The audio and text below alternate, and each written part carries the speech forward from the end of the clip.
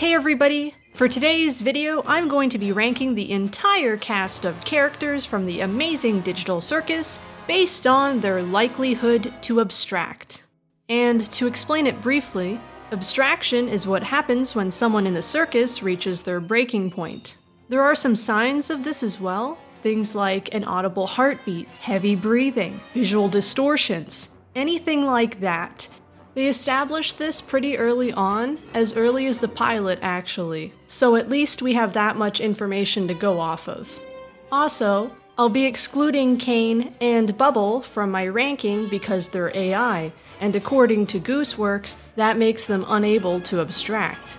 Anyways, on to the ranking. Kinger has been in the circus for the longest, which in my opinion already lends credit to the fact that he isn't likely to abstract. I know everybody's saying how he's gone crazy, but hear me out. What if that fact actually prevents him from abstracting? I think it's factually impossible for Kinger to abstract whilst he's in the light, because we've already seen that when he's in the dark, he becomes a lot more lucid. So even if something really heavy was weighing on him, if he was pushed into the light, that would probably snap him out of it temporarily, and that could work as a bit of a buffer to protect him from abstraction. Also, judging by who he really is, I don't think he's the type of person who would abstract anyways. Time and time again, he's been there for those who needed him most. Despite his own grief, he sees a purpose in his continued existence. To be there for those who are still here and to cherish the memories that he holds dearest. There's some really interesting symbolism with Kinger too. When he holds his breath, he'll start shining brightly, literally becoming a light in the dark for those around him. His design also takes inspiration from a chess piece, the king. And in chess, if the king is checkmated, the game ends. This to me implies that he is the foundation of the circus. He holds it together in some way. He also seems quite familiar with technology, and he's made a couple comments that suggest he has a background in computer science. And this is a digital world, I'm just saying. If he's already been there for this long, why would he go anywhere now? With all that said, I believe Kinger is the least likely to abstract. Gangle is a unique case. I find it very hard to figure out my thoughts on this character. Gangle is the one most obviously affected by a gimmick in the circus, that being the fact that she wears different masks, and these clearly impact her emotions and behavior. No other characters work like this though. Because what's interesting is that throughout the show, she's reached the point where she's able to smile even whilst wearing her tragedy mask. And another time, she put on her comedy mask just for fun. So I would say it's more accurate that these change how her feelings are presented without actually controlling her behavior. Saying that, there was one incident where she came very close to abstracting, and this was while she was wearing a different mask. I don't know if it was solely the influence of the mask, but she really started to crack. And even though the worst didn't happen, it was still awfully close. Regardless, she's made a lot of progress, and her friendship with Zooble is proof of this. I'll get back to Gangle in a bit. Similarly to her, Zooble has their own gimmick, and that's the fact that their body is made up of all these interchangeable parts that they can swap out. The problem is they can't really find anything that fits. Kane's solution to this was to give them toy boxes full of spare parts. And they use these every episode. They never look the same. Their room is also covered wall to wall in mirrors, which I think reflects their struggles pretty accurately. But here's the thing, even though this has caused them a lot of distress, they are working through their issues. And by now, they've even realized that maybe they don't need to commit to one thing, saying that if they still have problems, they'll talk about it with the people they trust. The only thing I could actually see make Zooble fall apart is if something were to happen to Gangle.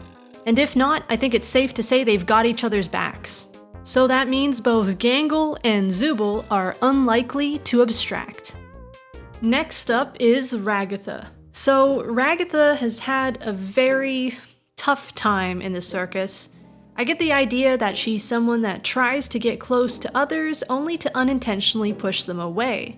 She is a bit of a people pleaser. I do think she genuinely cares, but she's also trying to do it out of self-preservation. She seems to have a lot of anxiety and self-worth issues, which I think date back to the real world with how her mother treated her. She really doesn't want others to hate her, and even if she dislikes someone, she'll go out of her way to try and make sure she doesn't anger them. But because of all this, she tends to ignore her own needs. She pushes them aside in favor of prioritizing others. I think her design also matches this. You know how rag dolls tend to be treated, not very well. They're tossed around, they're thrown around.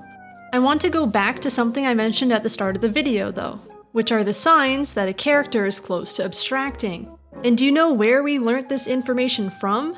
Ragatha. She was the one who first told us what an abstraction is, effectively, and it was accompanied by all of the signs of when an abstraction is close to happening. Now, I know that this is a narrative choice. She was definitely not at the point where she was actually going to abstract, but you can't deny that all the signs were there.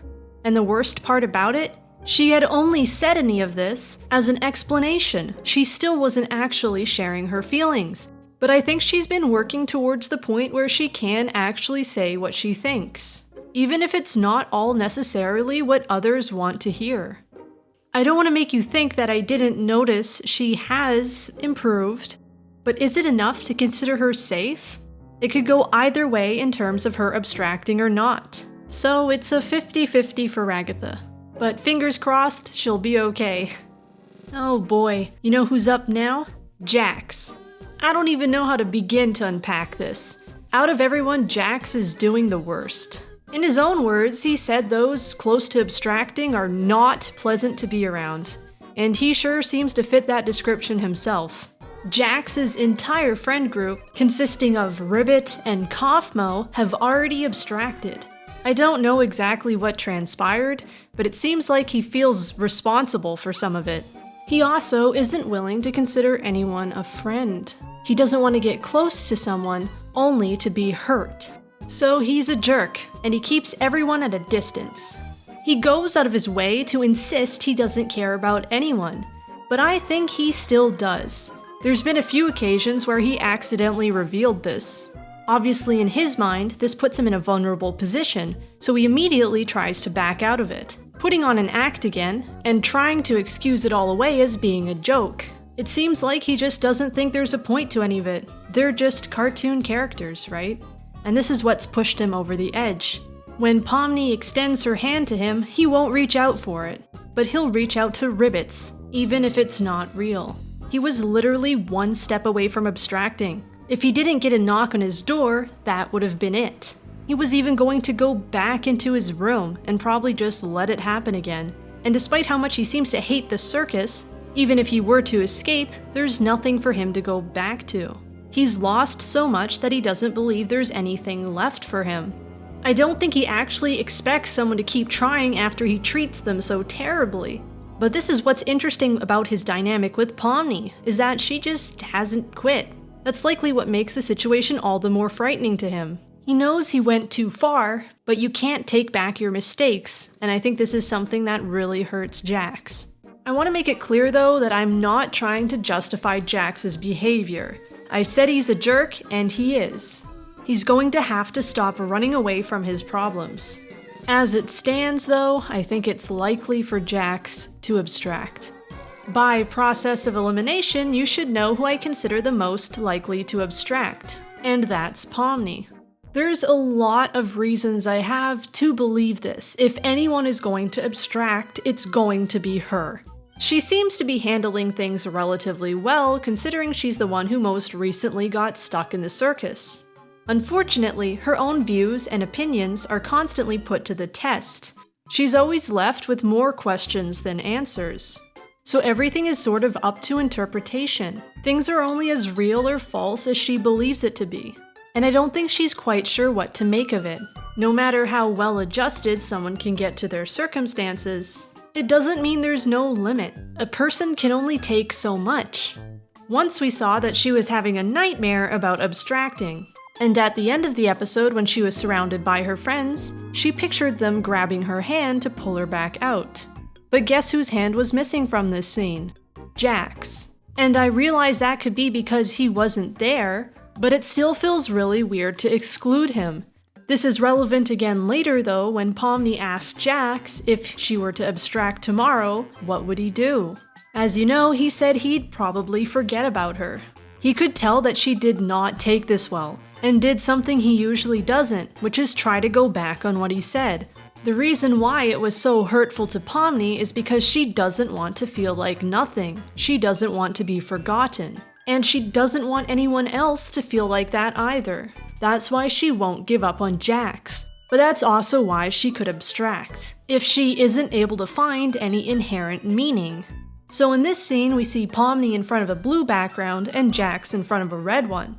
In the following episode, they had to press a red or a blue button to choose to stay or leave the circus. I think this symbolizes where they currently stand. Jax went ahead and slammed on the red button, but before that, Pomni wasn't trying to press the blue one. She seemed to want someone else to help her make the decision. She wasn't willing to do it on her own. And as much as she wanted to leave, she isn't going to put her faith in something that may not actually amount to anything. She doesn't want to be let down again, like when she was trying to find the exit door. And the most tragic part about this was that Jax was right. There was no way out. And if there's never going to be, the only way out will be for her to abstract. Now, I'm not personally convinced that anyone is going to abstract, but I feel like it makes sense thematically that the main character would be the one to do it. I honestly still have no idea what direction this show is headed, even though there's only 2 episodes left. That's still quite a bit of runtime though, and Gooseworks is pretty unpredictable, so we'll just have to wait and see. That's it for today though. Do you think I was close or way off? Let me know your opinion down in the comment section below. Bye bye!